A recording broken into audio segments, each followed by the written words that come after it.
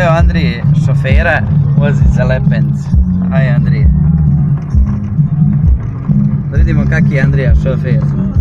Nekad voza Juga, a sad vože Golfa, ne, za Lepenc.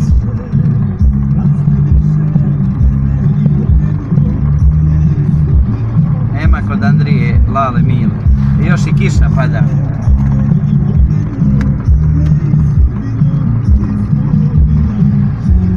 Polako sam Andrija, nemoj žurit. Skoncentriš se na vožnju.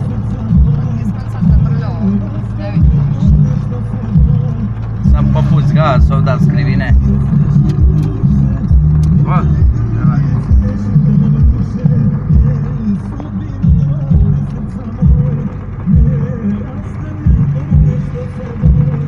Jes malo muta, simak neki je. Mutna šajba, noć već. Aj gore za snimanje. Aj gore za vas. Evo Andrija, tu ima 40 ograničenje. Evo vidiš. Pa idem 40. Eto, ide Andrija 40.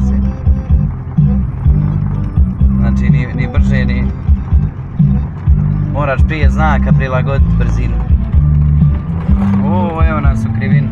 Kako će Andrija iznijeti krivinu. Imamo dva auta u susret.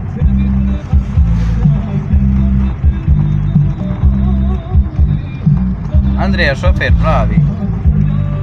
Et. Ovo je dokaz da nije Andrija, Andrija je polagao na jugu kod mene.